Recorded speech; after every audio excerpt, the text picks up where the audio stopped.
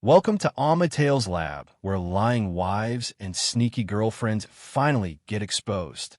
From girls' trips that never happened to coworkers who were a little too friendly, we break down every red flag, messy receipt, and suspicious text with humor, shock, and just a little bit of petty. Expect wild stories, dramatic reactions, and satisfying karma as the truth comes crashing through the door. If you love relationship tea, plot twists, and seeing players get played, this channel is your new home. Every single chaotic, jaw-dropping, binge-worthy episode. Hit subscribe and never miss a fresh dose of exposed cheating. Don't forget to check our previous stories. Let's get into it. The cruel thing my wife did was introduce her lover at our daughter's graduation as the real man, then try to grab my keys in front of everyone like I was property she could manage. Here's how it happened. I'm Malcolm Reed, a black father in Charlotte, North Carolina, the kind who shows up early, parks far so nobody dings the car, and still checks the program twice like it might change. I wasn't expecting praise. I was expecting peace for one afternoon. But Tiffany didn't want peace. She wanted a stage, an audience, and my humiliation as the main event. Tiffany and I used to look like the couple people pointed to at cookouts. Matching sweaters in December. A laugh that carried. The kind of will make it energy you can feel in a room. I met her at a community fundraiser in Columbia, South Carolina, where she was charming and sharp, the type who remembered names and made strangers feel chosen. I fell for that. I fell for the way she said, "we," like it meant forever. Back then, she'd squeeze my hand during speeches and whisper jokes in my ear until I almost snorted laughing. Our early romance was simple and sweet. Friday nights were Thai takeout and old movies. Sundays were church and breakfast at a diner, where the waitress called us the pretty couple. Tiffany would steal fries and pretend she didn't.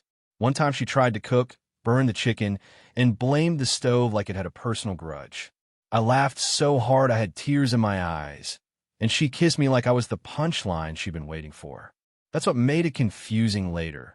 How the same person who once adored my softness started treating it like weakness. When Aaliyah was born, Tiffany cried and told me I'd be the father she never had. I believed her. I became the man who packed diaper bags like a military operation and still remembered the tiny sock that always disappeared. I was the dad who danced in the kitchen with Aaliyah balanced on my sneakers, humming off key while Tiffany recorded us and called it the cutest thing on earth. I worked long hours in operations, but I never missed what mattered. I thought effort would protect a family. I learned effort just makes you easier to use. The shift wasn't one big explosion. It was a slow rearranging of reality. Tiffany started rewriting our history with a straight face. If she forgot something, it was because I never told her. If I brought up a concern, I was being dramatic. If I asked for respect, I was trying to control her. Meanwhile, she began guarding her phone like it was a second heartbeat. She smiled at texts and hid the screen. When I asked who was making her grin like that, she said, "It's work. Stop interrogating me." Then she'd punish me with silence. At first, I tried humor. I'd say, "Okay, Agent Tiffany, I see you guarding that phone like it's national security." She didn't laugh. She looked at me like I'd insulted her. That's how I knew the warmth was gone. I started sleeping lighter. I started listening for footsteps, for the click of her car door, for the way she'd come home smelling like somebody else's cologne and tell me it was a co-worker's candle. I told myself I was paranoid because I didn't want to become the kind of man who checks pockets. But the truth kept tapping me on the shoulder. The funny part, if I can call it that, was how hard Tiffany worked to look innocent while acting guilty. She'd come home carrying leftovers and get offended if I asked why the bag had 2 receipts. She'd claim she was running errands, but would forget the errand details like she'd never rehearsed them. Once she tried to say she'd been at Target, then called at Walmart 5 minutes later, then got angry at me for tracking her. I wasn't tracking her. I was watching my marriage dissolve in real time, and she was mad I had eyes. Marcus Lane entered our life like a coincidence Tiffany kept forcing. "This is Marcus," she said one day at a school event, smiling too bright. Marcus was black, tall, polished, and comfortable in the way some men are when they enjoy attention. He shook my hand like he was testing grip strength. "He's been so helpful," Tiffany added, like a disclaimer. Marcus smiled at her like they shared a private joke. I smiled back because I had to. In front of teachers and parents, I wasn't allowed to react like a husband with instincts. I was expected to act like furniture. Tiffany started comparing me to Marcus in small, cruel ways. Marcus would have handled that faster. Marcus says men should lead with confidence. Marcus thinks you overthink. It was like she used his opinion to rewrite my worth. I'd come home tired from work, and she'd talk to me like I was a problem she was stuck with. Still, I try to keep romance alive. I brought flowers. I planned dates. I booked a babysitter and reserved a table at a quiet spot in uptown Charlotte, hoping the old Tiffany would show up. She arrived dressed up and spent dinner texting under the table. The night I confronted her, she didn't deny it the way guilty people do in movies. She denied it the way practiced liars do, calm, offended, and loud enough to make you look crazy. "You need help," she said. "You're insecure." Then she flipped it. "Why are you trying to ruin my friendships?" She used words like trust while hiding the truth behind her teeth. When I told her I felt disrespected, she laughed once, short, sharp, and said, "You're not a victim. You're just not enough." That sentence sat in my chest like a weight. Aaliyah's senior year should have been our truce. Even Tiffany pretended to care about the big moments: college applications, scholarship deadlines, graduation announcements. We went shopping for a dress, and for 1 hour Tiffany acted like a normal mother, fussing over sleeves and telling Aaliyah she looked beautiful. I held the shopping bags and cracked jokes about how the mall lights make everybody look like they need sleep. Aaliyah laughed. Tiffany smiled.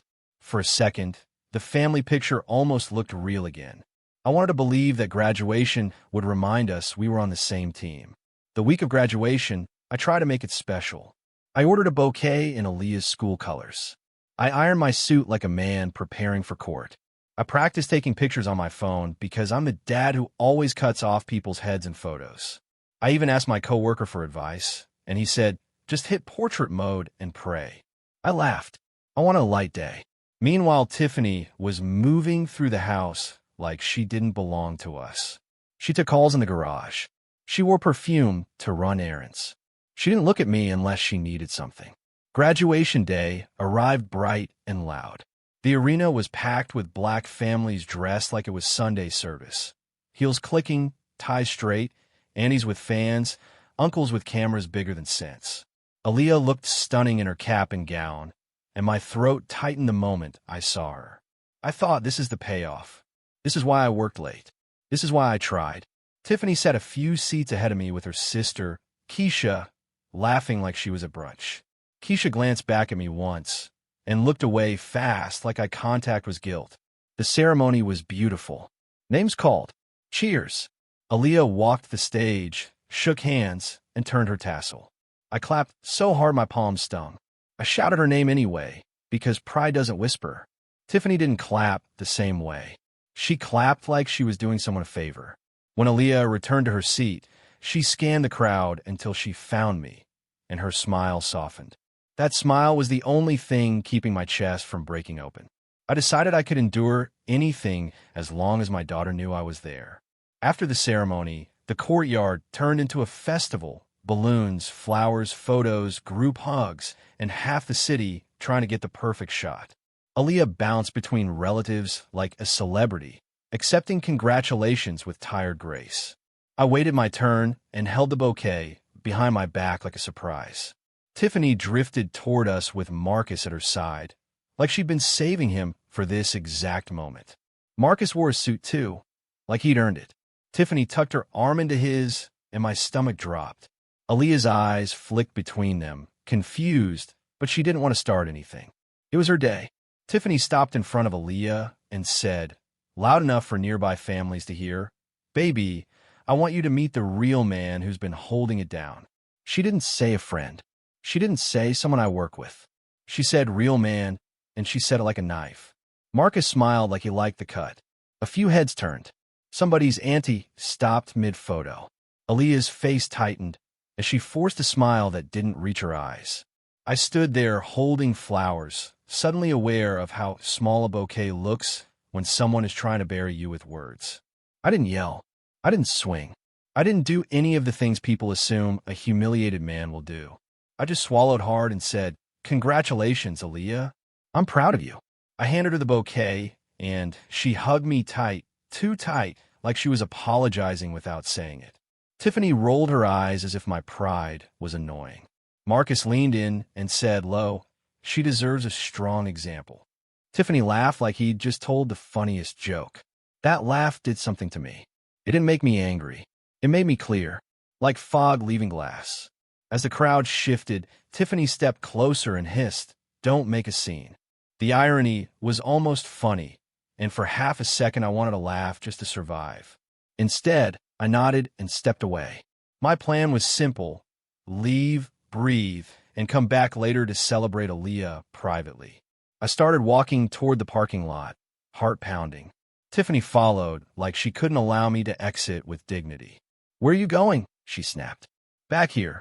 When I didn't answer fast enough, she reached for my hand like she was reclaiming control.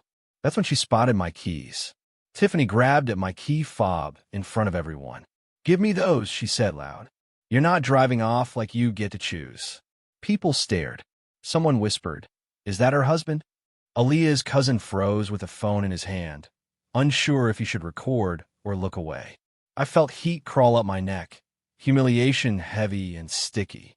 Tiffany's grip was hard, not playful, not embarrassed. Marcus stood behind her, watching like this was entertainment. Tiffany wasn't just disrespecting me. She was telling the world she owned me. In that moment, I realized pleading for respect had taught her I'd accept anything. I took one slow breath and pressed the button to pop my trunk. The beep cut through the noise, like a punctuation mark. Tiffany blinked, confused, still holding my wrist. I didn't yank away. I didn't argue. I opened the trunk calmly and pulled out a slim folder I'd packed that morning. Not because I planned drama, because I'd learned Tiffany loved rewriting reality.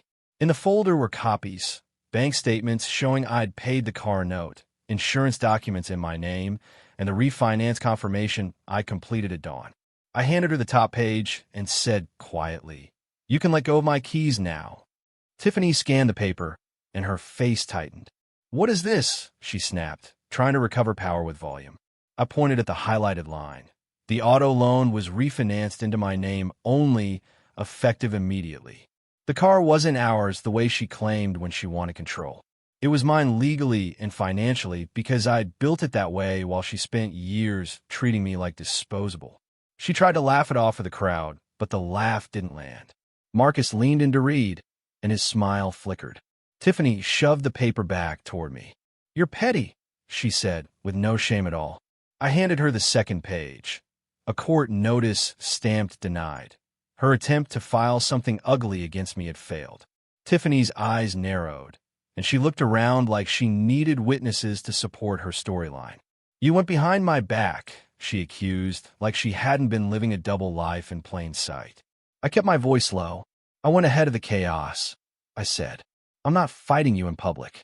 Then I turned to Marcus and added, just as calm, "Good luck." Not sarcastic, not threatening, real. Because any man who enjoys another man's humiliation eventually learns what it costs to stand beside cruelty. Tiffany tried one last move, pure theater. She raised her voice. "So you're going to abandon your daughter on her day?"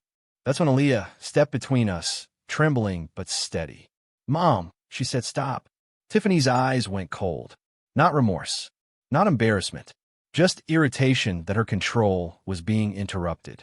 Marcus muttered something about people watching, and Tiffany snapped at him too. The mask slipped for a second, and nearby relatives saw it. How she spoke when she didn't get her way. Aaliyah looked at me with wet eyes, and I hated that she had to be brave in her own celebration. I didn't stay to win an argument. I hugged Aaliyah again and whispered, "I love you. Call me later." I walked to my car, got in, and sat there for a full minute with my hands on the steering wheel, shaking. The funny part was that my playlist started automatically, and the first song was an old love song Tiffany used to dance to in our kitchen.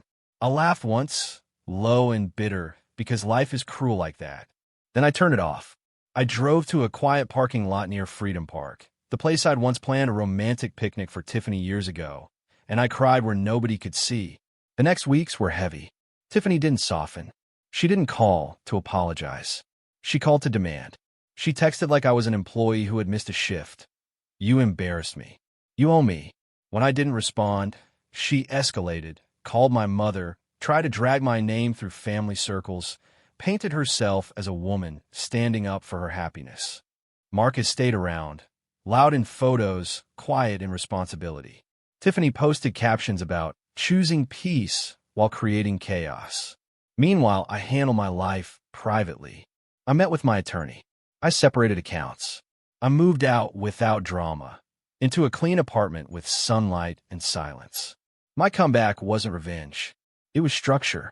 I started waking up earlier, running before work, and finally sleeping through the night. I got serious about a certification I'd put off for years and studied at my kitchen table with a highlighter like my future depended on it. Because it did. I found small joy again. Cooking meals that tasted like effort, laughing at dumb sitcoms, calling my cousin and joking about how adulthood is just paying bills and pretending you understand insurance. The romance I allowed back into my life wasn't a new woman. It was the romance of self-respect, keeping promises to myself instead of begging someone else to keep theirs. A month later, consequences found Tiffany quietly like gravity. The school district opened an ethics investigation after someone forwarded proof that she'd been using school resources for personal trips and meetings. She called me furious, demanding I fix it, as if I was still responsible for cleaning up her choices. I didn't shout. I didn't gloat. I said, I can't help you, and ended the call. She called me cold. She called me hateful. Then she called Marcus. But Marcus wasn't a husband. He was a guest. When heat showed up, he began disappearing, missing calls, skipping nights, suddenly busy when she needed real support. The funniest, saddest detail was how Marcus changed the moment Tiffany needed him to be a man, not a performance. He didn't like paperwork. He didn't like consequences. He liked being introduced as a hero. When Tiffany started asking him for help with bills and lawyer fees, he acted offended, like love should be free, but luxury should be funded by someone else. Tiffany raged about betrayal like she didn't understand irony. She tried to pressure me again, showed up outside my building once, demanding to talk. I stayed calm and didn't go downstairs. I wasn't going to be pulled back into her storm just to prove I could stand in the rain. One evening, months after graduation, Aaliyah came to my place alone. No announcement, no dramatic music, just a quiet knock and a tired face. She held out her graduation cap, still signed by friends, and said, I hated what Mom did. I didn't know how to say it that day. I told her she didn't have to carry adult mess on her shoulders. We ordered takeout and laughed about how my portrait mode still made me look like a confused uncle at every event. She laughed hard, real laughter, and it felt like oxygen. She asked about college plans. I listened. I didn't use her pain as a weapon. I let her be my daughter, not a judge. Tiffany never showed remorse, not once. Even when her own choices closed doors, she blamed everyone but herself. But karma didn't need her confession to work. It simply removed her control and left her with a life she built. Unstable, loud, and hollow. My transformation stayed private. I got promoted quietly. I upgraded my apartment quietly. I showed up for Aaliyah quietly. And when I saw Tiffany at a distance one day, still performing, still bitter, I didn't feel triumph. I felt relief. Because the real comeback wasn't proving I was the real man. It was refusing to audition for someone who only loved me when I was convenient. If you enjoyed this story, please like, comment, and share this video with your friends. Subscribe and turn on the notification bell so you never miss a powerful story drop.